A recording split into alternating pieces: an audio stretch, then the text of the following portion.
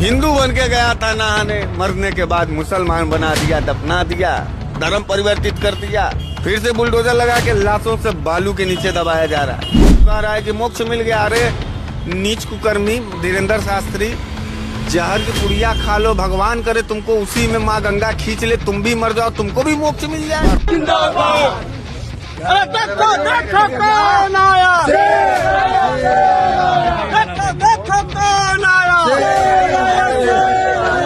मिश्रा जी जाते जाते कुछ कहें? सर पड़ोसी की तमन्ना अब हमारे दिल में है, देखना है जोर कितना बाजुए का दिल में है। नहीं, हमको लगता है कि जब गियर बदलता है तो स्पीड और तेज बढ़ जाती है। अखिलेश यादव जी को मैं अपने दिल से, अपने साथियों के साथ और अपने सपरिवार उनको हृदय से धन्यवाद देता हूं। आज हम बात करने वाले हैं उत्तर प्रदेश के बनारस के मिश्रा जी की। ये वही मिश्रा जी हैं जो हर एक वीडियो में लगभग इनको वायरल देखा जाता है। अक्सर इनका वीडियो वायरल होता है। वायरल होने का खास कारण है कि सत्ता पक्ष में, चाहे वो भाजपा हो या भाजपा के जो बड़े नेता हैं, चाहे योगी आदित्यनाथ हो, चाहे नरेंद्र मोदी हो, अमित शाह जो भी हो, ये सत्ता के पक्ष को लेकर और खास करके अपनी आवाज को मुखर तरीके से बोलने वाले मिश्रा जी बनारस वाले हैं। आपने देखा कि कुछ दिन पहले, 2-3 दिनों पहले इनको पुलिस ने गिरफ्तार कर लिया। उठा लिया किस बात से? कि इन्होंने मानहानि का इनके ऊपर एक आरोप लगा कि इनको उठा लिया गया। लेकिन सवाल ये है कि इनके ऊपर केस क्या बनता है, क्या नहीं बनता।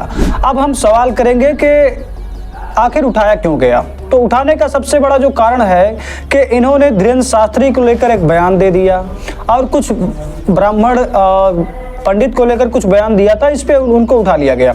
लेकिन आप सोचिए कि धीरेन्द्र शास्त्री वही हैं जो कि महाकुंभ में भगदड़ होती है, वहां पर लोग मर जाते हैं, मरने के बाद धीरेन्द्र शास्त्री जी कहते हैं अच्छा हुआ वो लोग मोक्ष पा गए। अब सवाल ये उठता है कि वो लोग तो मोक्ष पा गए, लेकिन धीरेन्द्र शास्त्री भी वही महाकुंभ में थे, उनको भी चले जाना था, कम से कम उनको भी मोक्ष मिल जाता। मोक्ष तो अच्छी चीज होती है और खासकर उनको तो सबसे पहले मिल जाना था। और मुझे लगता है कि भगदड़ हो या ना हो, लेकिन उससे पहले धीरेन्द्र शास्त्री को उसमें मोक्ष मिल जाना था, उनकी भी मृत्यु हो जानी थी। अगर उनको ऐसा लगता है कि जनता मर गई या लोग मर गए तो मोक्ष पा गए, तो भाई साहब इनको सबसे पहले मर जाना चाहिए, क्योंकि मोक्ष तो इन्हें मिलना चाहिए। तो इसी तरह से कुछ बयान किया गया था। अब मैं बयान कर रहा हूँ, हो सकता है मुझे भी गिरफ्तार कर लिया जाए। खैर, मैं तो छोटा यूट्यूबर हूँ, लेकिन फिर भी बात जो हकीकत है, अब देखो सत्ता इतनी ज्यादा अपनी वाली, अपनी तरफ में पुलिस प्रशासन अधिकारी सब कुछ उसी के तरफ में हमको दिखता है। हमारी कोई आवाज हो नहीं सुनी जाएगी, जनता कोई आवाज हो नहीं सुनी जाएगी। हाँ, लेकिन 144 साल के बाद महाकुंभ लगा, इसको फैसला करने वाले सरकार हो जाते हैं, भाजपा हो जाती है, कुछ लोग हो जाते हैं जो कहते हैं 144 साल बाद आया। भैया कैसे आ गया 144 साल बाद? खैर, ये तो अपने अपने विचार हैं। अब हम चलते हैं सीधे बनारस वाले के तरफ में। हिंदू बन के गया था नहाने, मरने के बाद मुसलमान बना दिया, दफना दिया, धर्म परिवर्तित कर दिया, फिर से बुलडोजर लगा के लाशों से बालू के नीचे दबाया जा रहा है। कह रहा है कि मोक्ष मिल गया। अरे नीच कुकर्मी धीरेन्द्र शास्त्री, जहर की पुड़िया खा लो, भगवान करे तुमको उसी में माँ गंगा खींच ले, तुम भी मर जाओ, तुमको भी मोक्ष मिल जाए। प्रशासन और सरकार रोज जो है काउंट कर लेता था एक आदमी का। आज 1 करोड़ लोग नहा लिए, आज 5 करोड़ लोग नहा लिए। वो कौन मसीनिया था? अरे मर जाने के बाद तो लाश दे देते भैया, परिवारजनों लोग उसको अंतिम बार तो देख लेते, उसका हिंदू धर्म के अनुसार क्रियाक्रम तो करने दो भैया। लाश वापस करो हमारे हिंदुओं का लाश वापस होना चाहिए। पत्रकार मानवीयता खत्म हो गई, इंसानियत खत्म हो गई और जानवरों की तरह क्रूरता से बात कर रहा है कि मात्र 30 लोग मरे हैं, हजारों लोग से ऊपर मरे हैं, गायब हैं। तो बनारस में देखिए कहा यह गया कि मानव अधिकार का खुला उल्लंघन करते हैं। पुलिस प्रशासन इस रवैया को इंडी गठबंधन यानी कि इंडिया गठबंधन के जो भी, चाहे वो समाजवादी पार्टी हो, चाहे वो कांग्रेस पार्टी हो, अपना दल, सभी लोगों ने इकट्ठा होकर बनारस में धरना प्रदर्शन शुरू कर दिया। इतना बड़ा प्रदर्शन था कि आप लोगों ने देखा होगा कई वीडियो में। और वो जो दूसरा जो मैटर था, बात करते हैं, सपा कार्यकर्ताओं ने चेतावनी दी कि अगर उत्पीड़न बंद नहीं हुआ तो पूरे प्रदेश में सपा आंदोलन करने को मजबूर होगी। सपा किसी भी हाल में कारोबारियों को उत्पीड़न बर्दाश्त नहीं करेगी। व्यापार सभा में एससीएम तृतीयों को ज्ञापन सौंपा। प्रदर्शन करने वाले महानगर अध्यक्ष रवि जायसवाल, प्रदीप जायसवाल, सोहन लाल, सुमित जायसवाल, सुरजीत गुप्ता, प्रवीण केसरा, साजिद कमाल खान समेत अन्य कारोबारी शामिल हैं।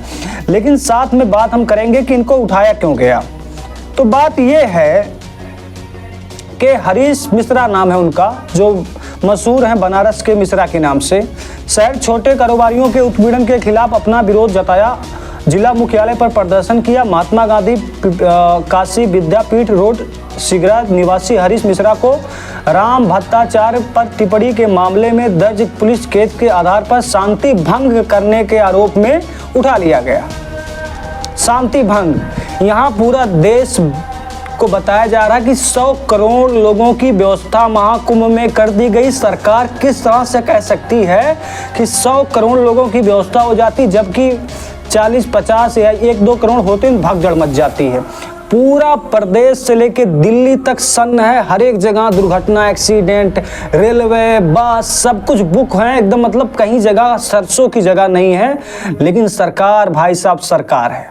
सवाल ये नहीं है कि मैं सरकार की तरफ यूं क्यों इतना बोल रहा हूँ। आप देखेंगे कि इस जो सन 2020 के बाद 22 के बाद जो सरकार है योगी राज की सरकार, भाई साहब वो सरकार है कि आप जिंदगी भर याद रखेंगे किस तरह से इसका रवैया, प्रशासन इसमें क्या कर रहा है।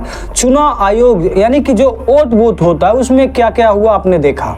सवाल ये है कि अगर आप आज डरे होंगे, आप अगर आज डर रहे हैं शासन से, प्रशासन से, हमारी आज़ादी है, भीमराव अंबेडकर के बनाया गया संविधान के अनुसार हम अपनी आवाज़ उठा सकते हैं, चाहे वो सत्ता योगी आदित्यनाथ हो, मोदी हो, अमित शाह, कोई भी हो।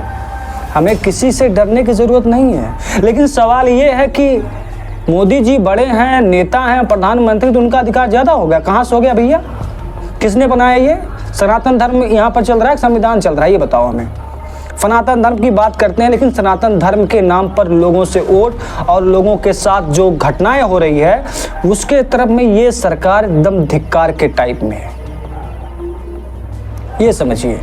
अब मिश्रा जी से प्रॉब्लम क्या हो सकती है? मिश्रा जी हमेशा बताते हैं भैया योगी जी किस तरह से काम कर रहे हैं, योगी जी, मोदी जी किस तरह से काम कर रहे हैं, भाजपा किस तरह से काम कर रही, पूरे देश में किस तरह से क्या हो रहा है, मतलब पूरा मुंह निकर करके एकदम सामने बात बोलते हैं। बस यही बात भाजपा वालों को और उनके समर्थक को कष्ट पहुंचा देती है। सोचिए हमारे देश में धीरेन्द्र शास्त्री जैसे महान पुरुष हैं जो कह देते हैं लोगों के मरने के बाद कि मोक्ष प्राप्त हो गया। अरे यार कहाँ से भैया ये सब आ जाते हैं। खैर जहाँ से भी आए होंगे अच्छा हुआ होगा, आगे कम से कम जान तो गए कि हाँ बाबा इस टाइप के होते। बाबा वैसे आसाराम बाबा भी थे, खैर उनकी अपनी एक अलग छवि बनी, इनकी एक अलग छवि बन रही है। तो इनका भी छवि हम लोग अभी तो हम याद करें, फिर हमारे बच्चे भी याद करेंगे कि हाँ इस टाइप के बाबा भी थे। तो अच्छा सवाल ये भी है कि बाबा जी के पास कोई जाता है तो ये लिख के बता देते कि हमारे पास किस लिए मदद में आए थे। तो बाबा जी, धीरेन्द्र शास्त्री जी, महाराज जी, आपसे हाथ जोड़ के विनती, आप ये बता दीजिए कि महाकुंभ में और कितनी भगदड़ होगी, कितने लोगों की जान जाएगी, है दम बता दीजिए सबसे पहले, ताकि सरकार और प्रशासन इस पे ज़्यादा सतर्क हो जाए, ऐसा चीज़ें ना हो सके। लेकिन योगी जी, मोदी जी, ये तो बाबा जी इतने महान पुरुष बैठे हुए हैं महाकुंभ में, उनसे एक सवाल नहीं पूछ जा सकता क्या हमारा जो ये हम बता रहे हैं 100 करोड़ की व्यवस्था कर दी सरकार ने, ये सही चलेगा कि नहीं चलेगा, इतना ही पूछ लेते उनसे। लेकिन नहीं पूछा जाएगा क्योंकि बाबा जी को तो सिर्फ और सिर्फ एक ही चीज़ चाहिए, उसका नाम ले लूँगा तो मैं शायद कल किसी जेल में या पुलिस वाले मुझे भी उठा ले जाएंगे।